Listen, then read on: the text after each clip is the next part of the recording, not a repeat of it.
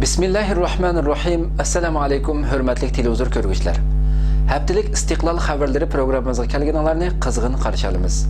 Men Abdullah Yalqun.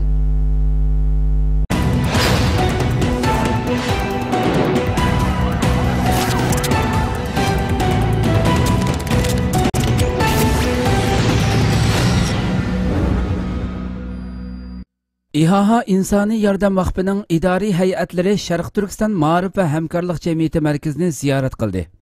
Türkiye'deki İHA İnsani Yardım Vakfı'nın reisi Bülent Yıldırım ve muavin reisi Hüseyin Oruç idari heyet azaları bilen 30 May Perşembe günü saat 12:20'da Şarkı Türkistan Ma'rif ve Hemkarlık Cemiyeti'nin Çapadaki merkezde ziyareti buldu. Şarkı Türkistan Ma'rif ve Hemkarlık Cemiyeti'nin reisi Hidayetullah Oğuzhan Cemiyetinin Çapadaki merkezde Bülent Yıldırım başlık İHA İnsani Yardım Vakfı'nın idari heyet azalarını kütüp aldı. Bu qıdımkı ziyarette Cemiyetinin reisi Hidayetullah Oğuzhan, İHA Vakfı'nın reisi Bülent Yıldırım bilen Şarkı Türkistan vaziyeti ve Uygurlar növbeti duch kelayotgan umumi vaziyet hakkında söhbetleşti. İHA İnsani Yardım Vakfı Şarkı Türkistan ve Uygurlar meselesiga alohida ko'ngil bilib kelayotgan xalqarалық xayri ihson organi bo'lib, Uygurlarning Xitoy ishg'oliga qarshi faoliyatlariga yaqindan hamkorlashib kelmoqda.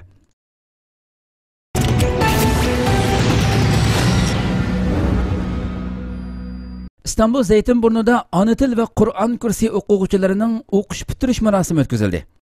Sharq Turkiston Ma'rif ve Hamkorlik Cemiyeti Zeytinburnu sho'basi va Xo'ja Mustafa Pasha sho'basining o'rinlashtirishi bilan 3 iyun dushanba kuni kech soat 7'da İstanbul Zeytinburnu şəhərinin rayonluq hökumət Kazlı Çeşmə Sənət Mərkəzinin Aqdeniz zalida Şərq Türkistanlıq kiçik ösmirlərinin ana til və Qur'an kursi o'quvchilarının 2013 yillik o'qish bitirish marosimi va o'quvchilarning san'at nomerlari faoliyati o'tkazildi. Bu qadimgi o'qish bitirish marosimi va san'at nomerlari faoliyatiga İstanbuldagi nurg'un Şərq Türkistanlıq ota-onalar va boshqa qarindosh millatlardan nurg'un kishilar qatnashdi. Murasimga Şarkı Türkistan Ma'rif ve Hemkarlık Cemiyeti'nin baş katibi Abdulahad Abdurrahman riyasatçılık kıldı. Murasim Kur'an-ı Kerim tilavet kılış bilan başlandı. Kur'an-ı Kerim tilavetini Qari Abdulvali kıldı. Kur'an-ı Kerim tilavetinden keyin Cemiyetinin Zeytinburnu şöbesi baş mes'uli Abdulqadir Uygur ekiliş sözü kıldı. O sözüde küçük ösmirlerimizni, dinini, milletini, Uygurlarga xas örüp adatlarını ve vatanını unutmaydigan anlık kılıp yetiştirip çıkış üçün ata-analarning yaqindan kuch chiqilishi kerakligini uqtirib, bu marosimga qizg'in qatnashgan ota-onalar, o'qituvchi ustozlar va yo'lboshchi rahbarlarga salom berdi. Keyin jamiyatning raisi Hidayetullah Oğuzhan so'z qildi. U so'zda kelgusining kichik o'smirlarga mansub ekanligini, cho'nglarning kichiklarni kelgusiga yaramli qilib yetishtirib chiqish mas'uliyati borligini, mushu nuqtadan sho'balarning o'qitish xizmatlari orqali odam yetishtirishga tirishayotganliklarini ta'kidladi. Va murosim qatnashgan ota-onalar va bu murosim uchun kuch chiqargan barliq mas'ullarga rahmat aytib salom berdi. Undan keyin kichik o'smirlarimiz tayyorlagan san'at nomerlari boshlandi va qizg'in kayfiyat ichida 2 soat davomlashib oxirlashdi.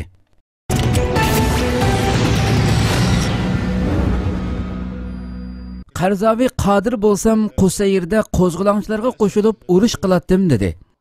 Mufakkiratul Islom to'rining xabar qilishicha, Dunyo musulmon ulamolar birlashmasining raisi doktor Yusuful Qaradaviy Suriya qo'zg'oloni boshlangandan keyin Bashar Asadning Yusuf Qarzaviydan o'zi bilan bir safda turishni talab qilganligini va o'zining Asadning talabini rad qilganligini oshkorlab, agar mening urush qilgudek qudratim bo'lsa edi, albatta Suriyadagi Qusayr shahrida qo'zg'olonchilarga qo'shilib Basharga qarshi urush qilgan bo'lardim deb ta'kidladi.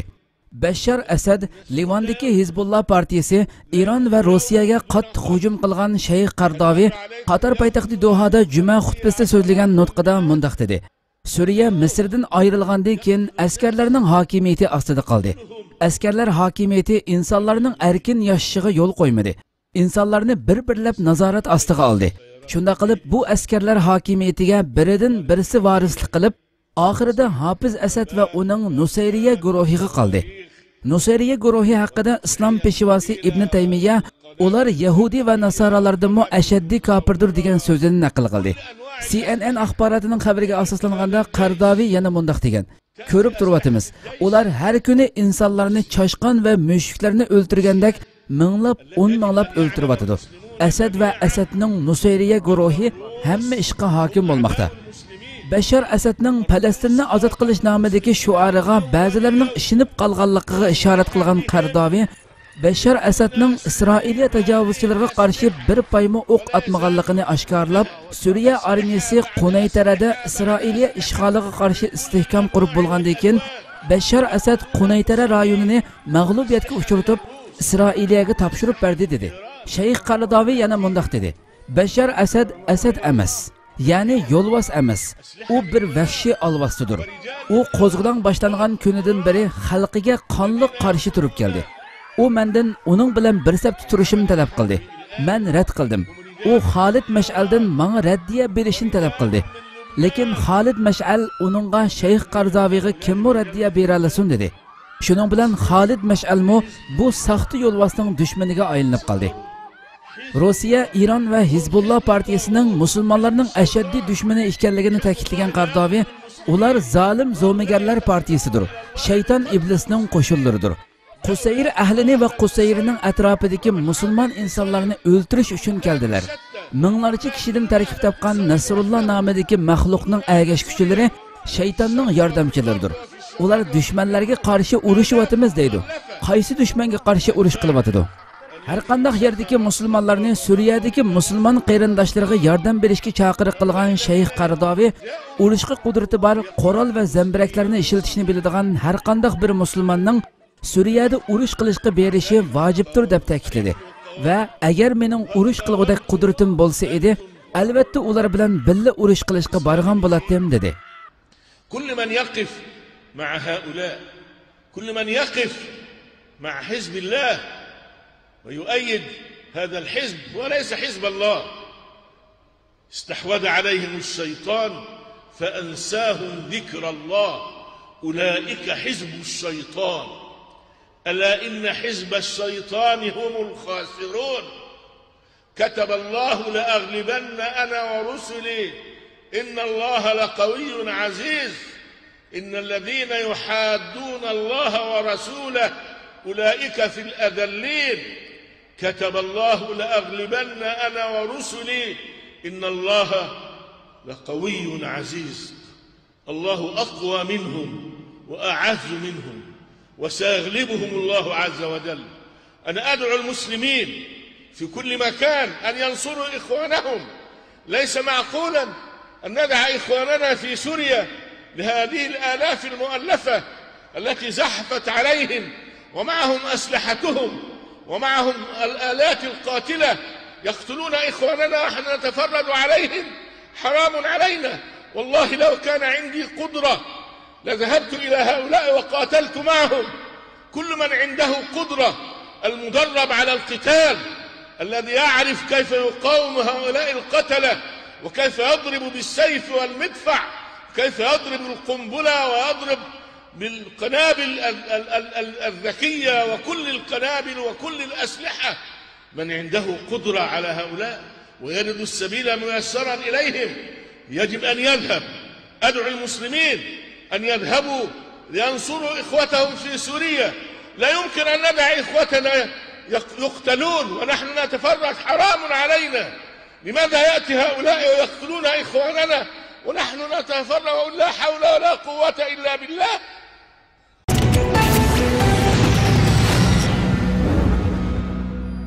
Suriye'nin Qusayr şehrideki uruş keskinleşmekte. صرنا سنتين وهلا فتنا بالسنة الثالثة ما شفنا غير حكي. المطلوب تسليح الشعب السوري ومد يد العون إليه. دماؤهم في رقابهم. هذا النظام هو يريد أن يسرق ليس فقط الطائفة العلوية، يريد أن يسرق سوريا. Suriye'nin Qusayr şehrida yüz berayotgan Erkin Suriya armiyasi bilan zalim Bashar Asad qo'shinlari va Hizbullah partiyasi to'polonchilari o'rtasidagi urush texnicha davom qilmoqda va qattiq keskinlashmoqda. Livandagi Hizbullah partiyasi to'polonchilaridan yordamga erishayotgan Bashar qo'shinlari texmo g'aljirlashib Qusayr shahriga har turli qurol yaroqlar bilan hujum qilmoqda. Suriyadagi inson haqlari kuzatuvchi hay'atining ilgari surishicha, hozir Qusayr shahrida 1000 dan ortiq yordar bor bo'lib, tibbiy lozimatliklarning kamchiligi sababli ularning ahvoli intayin xatarlik bosqichga tushib qolgan. Xabarda ma'lum bo'lishicha, g'aljirlashgan Asad qo'shinlari va Hizbullah to'polonchilari Qusayr shahrining cho'ng tekshirish punktiga yaqin yerdagi bir uyga bostirib kirib, bu oiladagi kichik bola va ayollardan tarkib topgan 15 nafar begunoh kishining hammasini ichinishli holda o'ldirib o'tgan. Yana bir tarafdan 2 iyun yakshanba kuni kech Suriya qo'zg'olonchilari tarafidan Hizbullah partiyasi to'planuvchilarining 35 nafar odami o'ldirildi va bir qancha ig'ir tipdagi zambiraklari pocha qilinib tashlandi. Qanxo'r Bashar Asad o'z xalqiga qarshi qatliamda Iran, Rossiya, Xitoy va Hizbullah to'planuvchilaridan qurol-yarog' va askariy yordamga erishmoqda. Yana bir tarafdan Birlashgan Davlatlar Tashkilotining Xalqaro xavfsizlik kengashidagi ismini oshkorlashni xohlamagan bir diplomatiya xodimining bildirishicha, Rossiya Xalqaro xavfsizlik kengashining Bashar armiyasining Qusayr shahrini qamal qilganligiga qarshi bayonot e'lon qilishiga to'salg'u bo'lmoqda. Yana bir tarafdan Suriya qo'zg'olonchilarining oshkorlashicha, Bashar armiyasi sepida qo'zg'olonchilarga qarshi Shimoliy Koreyalik urush qo'mondonlari bor ekan. Mazkur manbaning ilgari surishicha, Shimoliy Koreyalik urush qo'mondonlarining soni 11 dan 15 nafargacha bo'lib, ular arabcha so'zlay oladi ekan. Shimoliy Koreya mo kommunist davlat bo'lib, Suriya bilan Basharning dadasi Hafiz Asad hokimiyat tutgandan beri munosabat o'rnatib kelganligi ilgari surilmoqda. Suriya inson haqlari kuzatish hay'atining mudiri Rami Abdurahman mundaq dedi: Shimoliy Koreyalik qo'mondonlar Halab shahridagi Suriya markaziy armiyasi va Halab shahrining sharqiy janubidagi bir qancha mudofaa bazasiga tarqalib o'rnashgan. Ad-Durar Shamiya axborotiga ko'ra, Rami Abdurahman yana mundaq degan: Shimoliy Koreyalik qo'mondonlar naq maydon urushiga qatnashmaydi, balki orqa safda turib xizmat qilish bilan birga askariy taktik tuzish xizmati bilan shug'ullandi.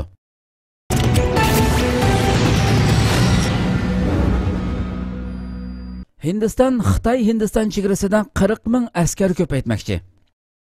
Hindiston vaqt kesining 1-iyun shanba kuni xabar qilishicha, Hindiston ichki kabinetining bexatarlik komiteti yaqinda Hindiston quruqliq armiyasining chegara rayoniga askar ko'paytish taklifini qabul qilgan. Ma'lum bo'lishicha, Hindiston sharqiy shimol tarafdagi Xitoy-Hindiston chegara rayoniga maxsus tog'liq rayondagi hujumlarga taqobil tura oladigan askarini 40 mingga ko'paytirdi ekan. Aloqador arboblarning oshkorlashicha, bu qismni ko'paytirish uchun 12-5 yillik plan ichida ketadigan umumiy chiqim miqdori 11 milliard Amerika dollari atrofida bo'lib, Moliya ministrligining bu planni tasdiqlamaslik ehtimolligi ancha cho'ng emas ekan. Xabarlarga asoslanganda, Hindiston quruqliq armiyasi Hindistonning sharqiy shimolidagi Xitoy-Hindiston chegarasida tog'liq rayonda jang qilish qismi 2 mustaqil piyoda askarlar brigadasi va 2 mustaqil Beronovik brigadasi qurib, Xitoy-Hindiston chegarasidagi Hindiston amaliy kontrol qilayotgan rayonning urush qilish bo'shligini to'ldirish, bu orqali hujum iqtidorini o'stirish taklifini bergan. Egilishicha, bu tog'liq rayondagi jang qilish qismining soni 40 mingdan ortiq bo'lib, bosh shtabi G'arbiy Bengal o'lkasidagi Bangirga ta'sis qilingan. Xabarlarda deyilishicha, o'tgan 10 yilda Hindiston harbiy iqtidor va asosiy aslaha qurilishi jihatda Xitoyga raqobat e'lon qilgan bo'lib, hozir Xitoy bilan asosiy jihatdan tangpoqlikni saqlab kelmoqda ekan. Hindistonning bir yuqori darajalik amaldorining bildirishicha, bu tog'liq rayonda jang qilish qismi Hindistonning Xitoyning harbiy kuchiga yetishib olishidagi muhim bir qadam hisoblanadi ekan. Hindiston yana Xitoy-Hindiston chegarasida boshqariladigan Sinarad va kurashchi aeroplanlarni ko'paytib, Xitoyning harbiy kuchi bo'lgan asosiy qurol-yarog' aslahalariga taqobil turishni maqsad qilmoqda ekan.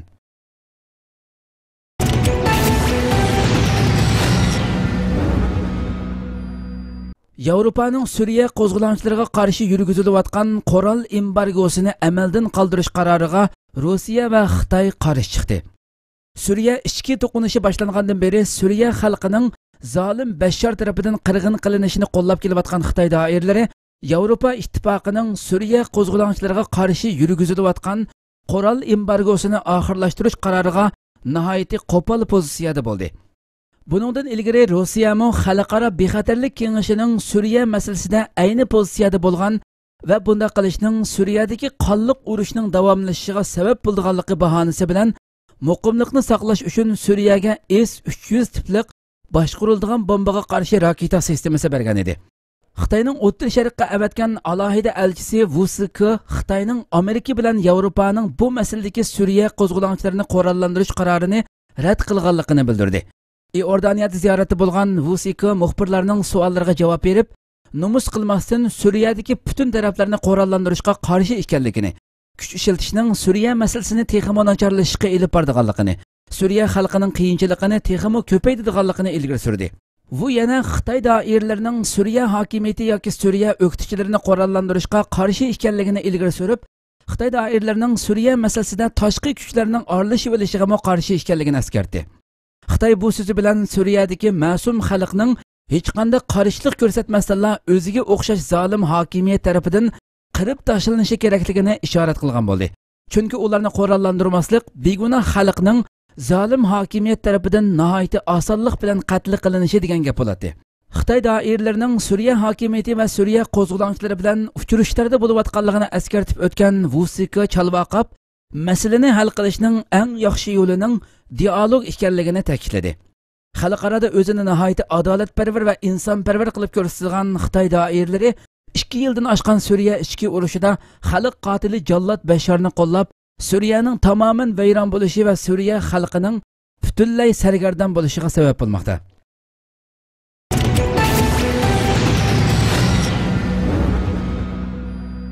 Xotan dehqonlarining terilg'u yerlari Xitoy doiralari tomonidan majburiy ag'dirib o'tildi. Xitoy doiralari Xotan dehqonlarining terilg'u yerlarini to'pi ittirish mashinalari bilan majburiy ag'dirib tashlamoqda. Xitoy doiralari va Xitoy doiralarining Xotandagi g'alchilarining bu zo'ravonligiga qarshi chiqqan dehqonlar soqchilar tomonidan tutib ketilmoqda. Amdili mays tortgan bug'doylari majburiy ag'dirilib buzib etilgan dehqonlar o'z yurtimizda qalandar tilamchi bo'lib qoldik. Yeydigan narsamiz yo'q. Ming jafoda terigan ziroatlarimiz ag'dirib etilsa biz nima yeymiz? Bizni ziroatlarimiz bilan qo'shib mush yerga ko'mib o'tinglar deb norozilik bildirib, to'pi ittirish mashinasining oldida turib olgan. Yaqinda qo'limizga tushgan bu ko'rinishlar Xitoy doiralarining Xotan dehqonlarining ziroat terilib bo'lgan yerlarini majburiy ag'dirib tashlagandagi maxfiy tortilgan sinalg'u ko'rinishi bo'lib, nomi Uyg'ur bo'lgan Xitoy g'alchilari nohaq bo'zaq qilinayotgan Uyg'ur dehqonlarga ideya xizmati ishlab, ularni ziroat yerlarining ag'dirilib tashlanishiga ma'qul bo'lishga qistagan. Bu sinalg'u ko'rinishlarda yana Xitoy doiralarining g'alchi soqchilari norozilik qilgan bir qancha Uyg'ur dehqonni qattiq qo'pollik bilan tutib mangan.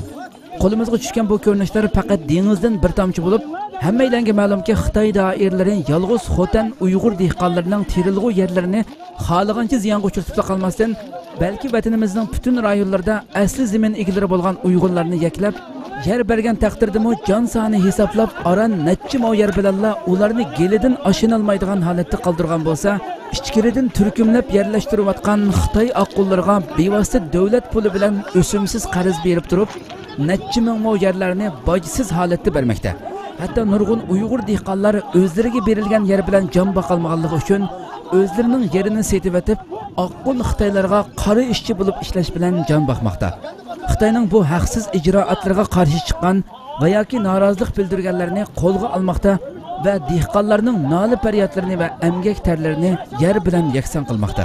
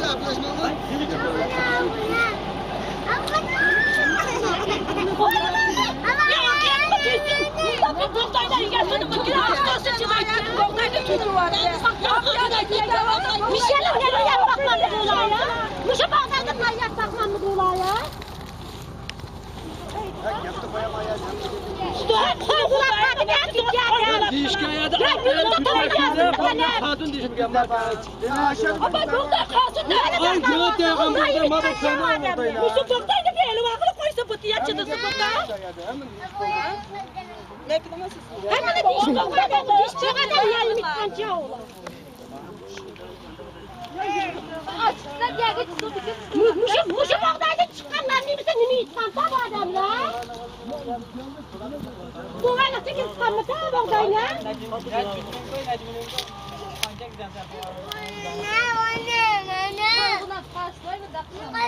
Vay, mafiyanı mı tutuyorsun?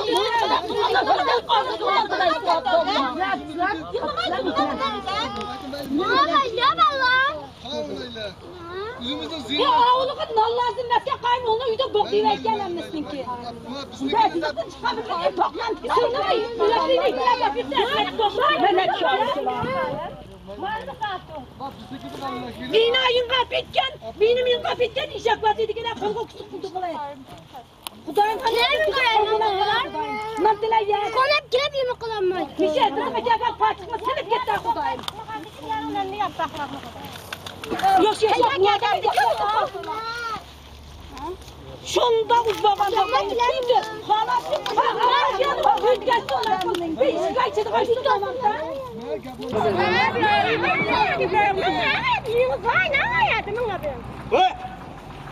Çıkar. Ya git çıkta bizden attık bu. Ya çıkta Sıkmam oğlum sen. Sıkmam.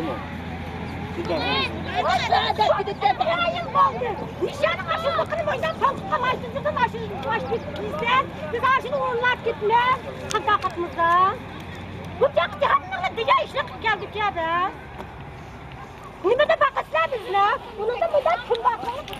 Öyle mi? Düdük kollarına aşağı geldi. Abi kapıca. Ben ettik yapacağım. Aşağı yapacağım. Karanlık. Hayır cepten mi işte? Yapılar ne oldu Leyla? Gel. Ettik anlap geldim Amine Hanım. Ben ayet ettik anlap geldim anlamaya. Ben ayet şundan korkayım. Cepten hangi işliyor patron oğlum sen? Benim arımdan işte Allah'ım. Yine bir yanına işim Allah'ım. Git gel kumma yanlarına. Biz geçken bir yevemide de bizim hoşvermide. Ya bir yanlış ki bunu ölecek var mıydı? Hep kapliğini anladım. Hem de anlamışım. Bu hayatta Bu şu boktayla tüydü aslında bu şu boktayla.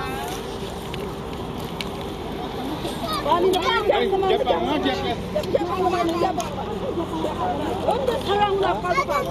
Yigine ne yok haydi gidip yok sarang oldu. Ya doğa ya.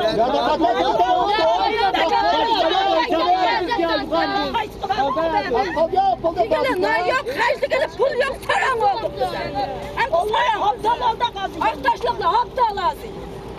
Yalıkta aptal olduk şimdi büyük aş. Ne koysa aktaşlık yine satıp bakın aptal oldu.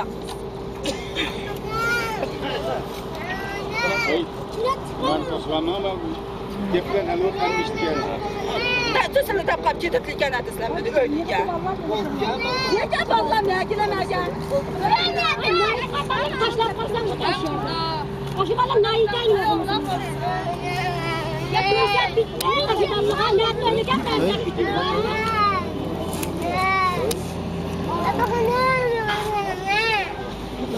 Vay sana tuzak ezmin tıkanlını denmedi ha.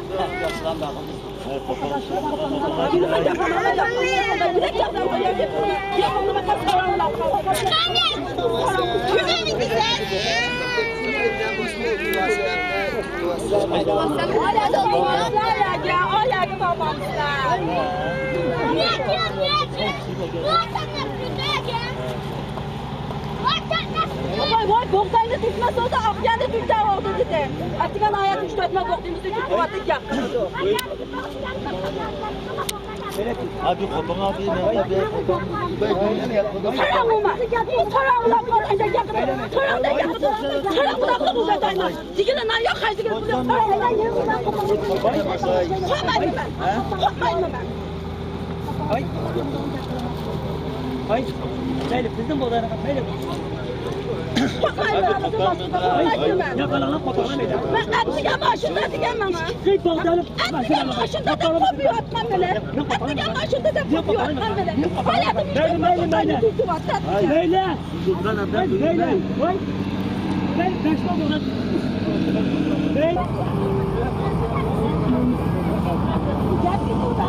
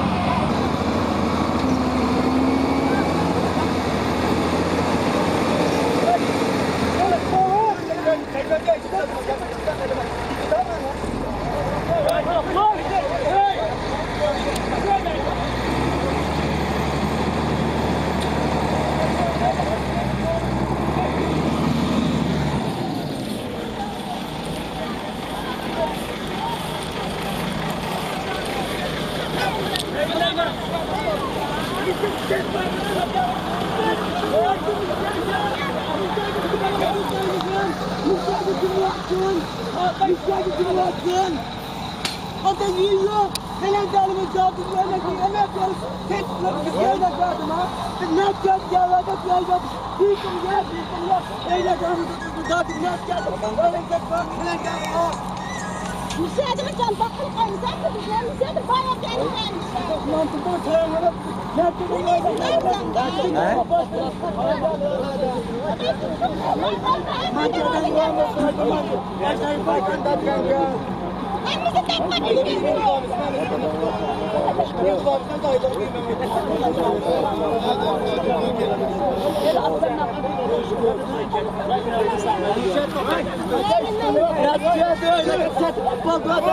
Onu eski okumakta kaldım akakla.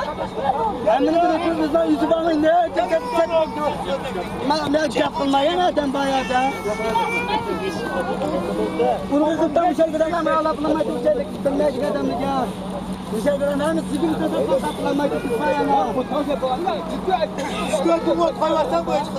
Tutmayana. Bunu sizin kadar ağlaplamayı tutmaysa olan tutulan can sizin kadar ağlaplamayı tutulun.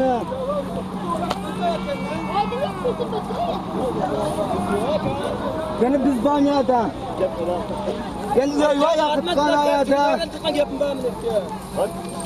Ya müşteri düşürtmedi ne?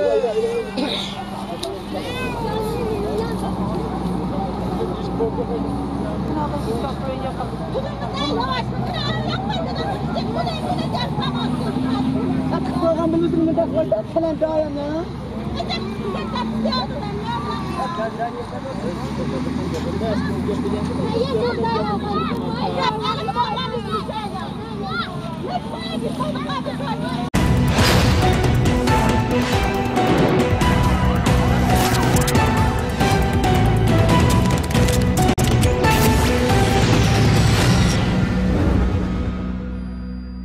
Hürmetli televizor ko'ruvchilar, haftalik istiqlol xabarlari programmamiz bugun mush yerda oxirlashdi. Kelar qitimqi programmamizni ko'rishgacha sizlarni Janobi Allohga topshiramiz. Assalomu alaykum.